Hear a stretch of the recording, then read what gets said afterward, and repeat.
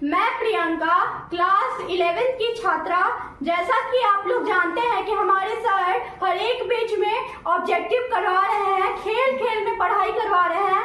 तो जैसा आप लोग को पता है कि बिहार बोर्ड में 50% क्वेश्चन ऑब्जेक्टिव से लिया जाता है। इसी के लिए सर मतलब ऑब्जेक्टिव बहुत बेहतर करवाने के लिए ऐसा करवा रहे हैं। तो हम सेकेंड लेसन मेसोपोटामिया से क्वेश्चन करेंगे। तो पहला क्वेश्चन इस प्रकार है, मेसोपोटामिया की सभ्यता का विकास किन नदियों के किनारे हुआ था? मेसोपोटामिया की सभ्यता का विकास किन नदियों के किनारे हुआ था? इसका आंसर देंगी सुजाता।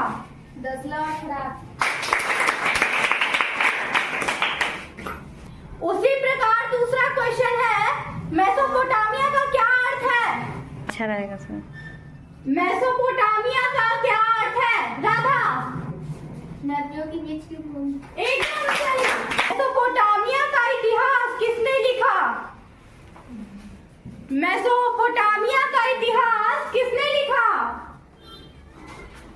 सृष्टि।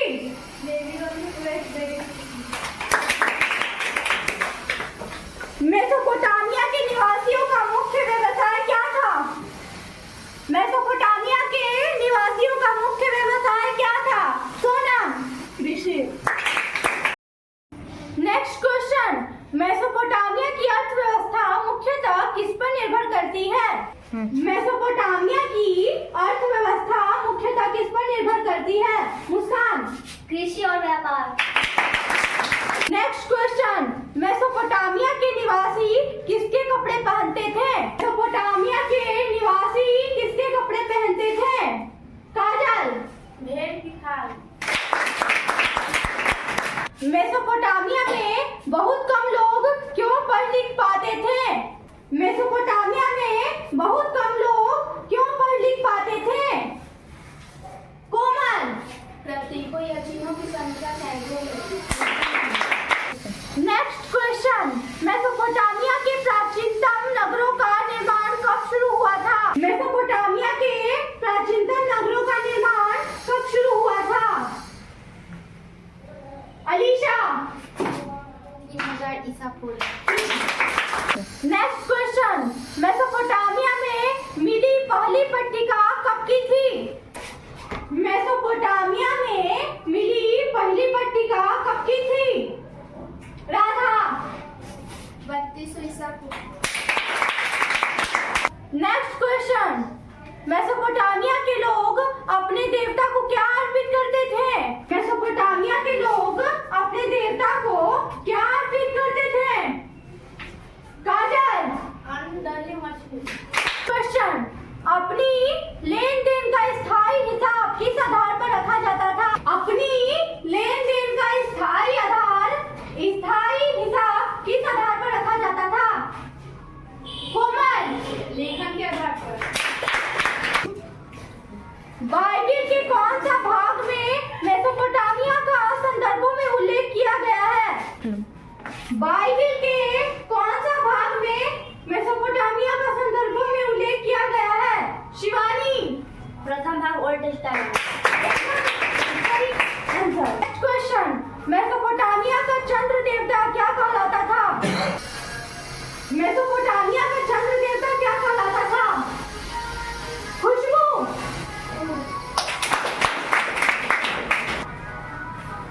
ऊर नगर में शवों का संस्कार किस प्रकार किया जाता था? ऊर नगर में शवों का संस्कार किस प्रकार किया जाता था? सोनम। शवों को भूमि में दफना दिया जाता है। एकदम सही आंसर। मारी नगर के ऊपरी क्षेत्र के अधिकांश भाग का प्रयोग किस आर्थिक क्रिया के लिए होता था? मारी नगर के ऊपरी क्षेत्र के अधिकांश भाग का प्रयोग किस आर्थिक क्रिया के लिए होता था? सुजाता। भेड़ और बकरी चराने के लिए। एकदम सही आंसर। बोलो।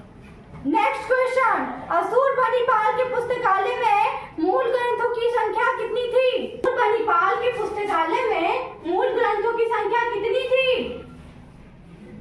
कोमल। 1000। क्वेश्चन, बेबीलोन का अंतिम शासक कौन था? बेबीलोन का अंतिम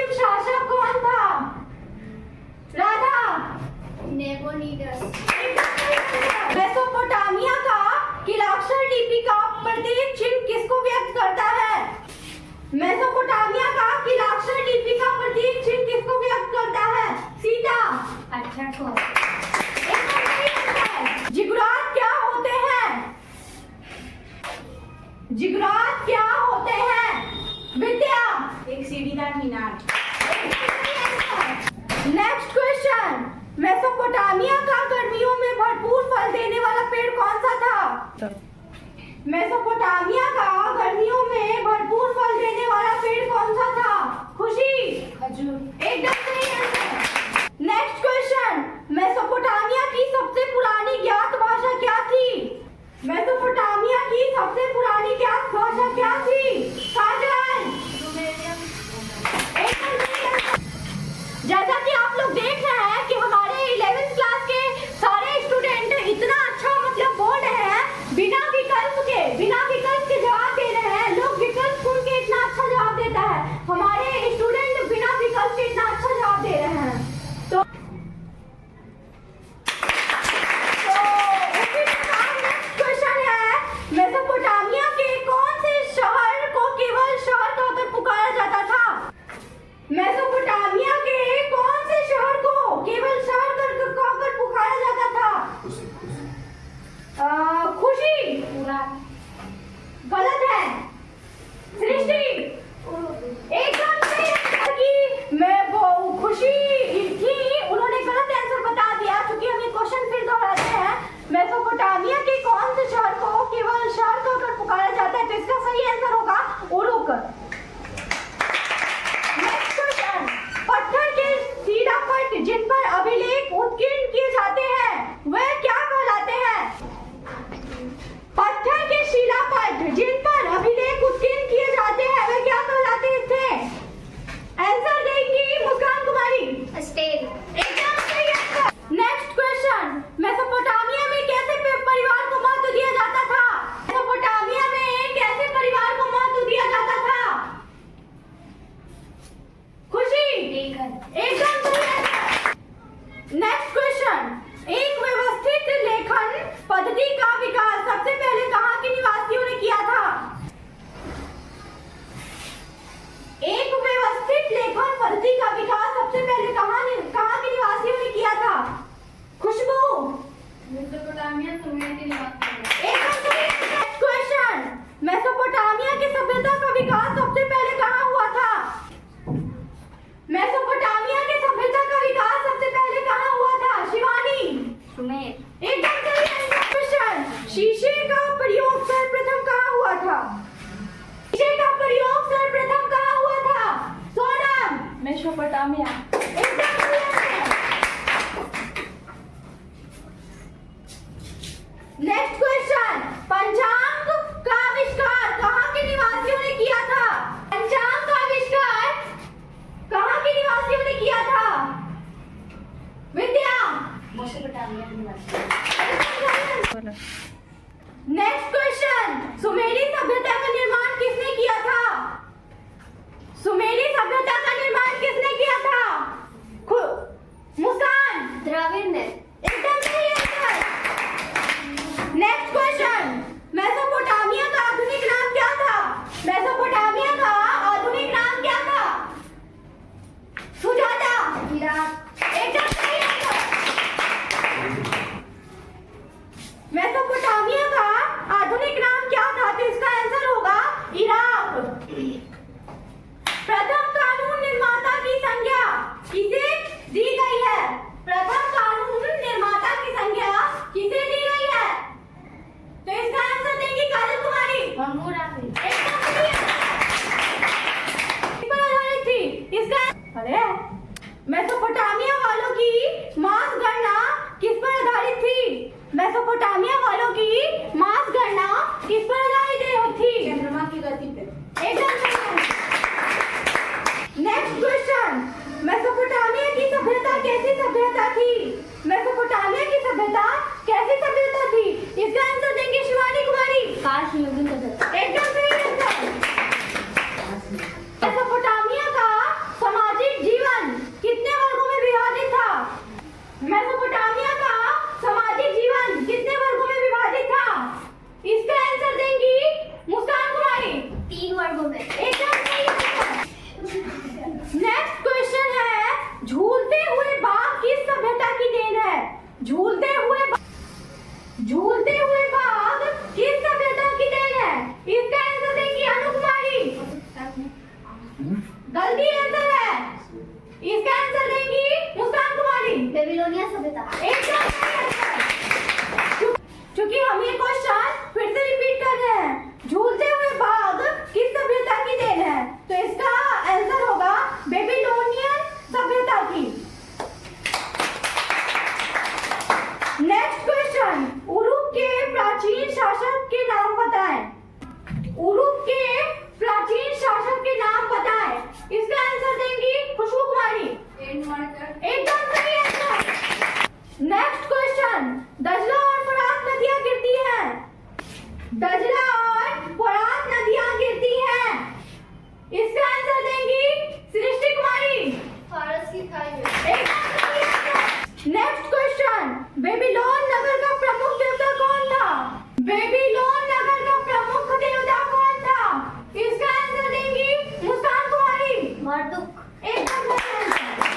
खुशबू से पूछना था। नेक्स्ट क्वेश्चन है, मेसोपोटामिया वालों ने संसार को क्या सिखाया? मेसोपोटामिया वालों ने संसार को क्या सिखाया? इसका आंसर देंगी खुशबू कुमारी। चाक का प्रयोग।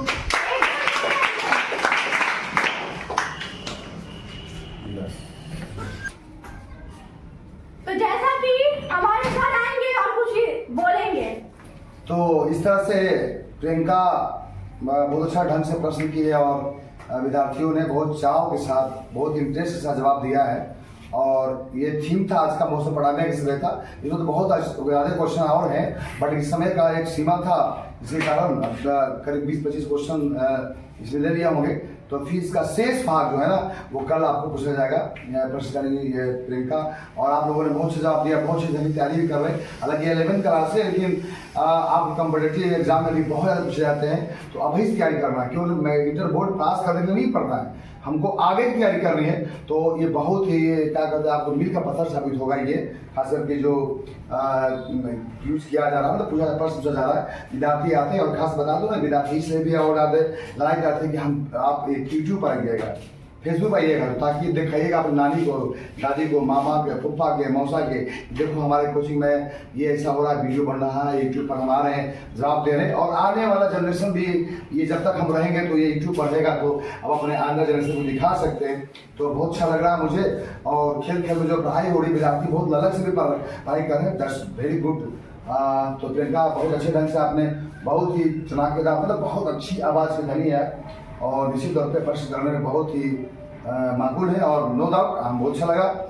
और ये जो कैमरा जो गाइड कर रही है सबको, वह है साक्षी कुमारी, जो इस कोचिंग की सबसे टॉपर छात्रा है। बिहार बोर्ड में, मैट्रिक बोर्ड में 430 नंबर लाकर हमारे कोचिंग का नाम रोशन की थी। आज वो कैमरा संभाली हुई है और नेक्स्ट डे ये खुद आएंगी पत्रकारिता के रूप में और फिर ऑडियंस बनेगी। तो मैं साक्षी कुमारी को देख लीजिए। तो ये साक्षी कुमारी है और इधर आइए आप। इसी तौर पे साक्षी जी, ये आप कैमरा संभाल रही थी और बहुत अच्छा ढंग से आप ली है। और आज नहीं, आप तो नहीं इसमें भाग ले पाई, लेकिन आपके हिस्सा थी, कैमरा कैद कर रही थी। तो कैसा लग रहा था ये जो खेल खेल में जो क्यों ऑब्जेक्टिव की तैयारी हो रही है, कैसा महसूस कर रही है?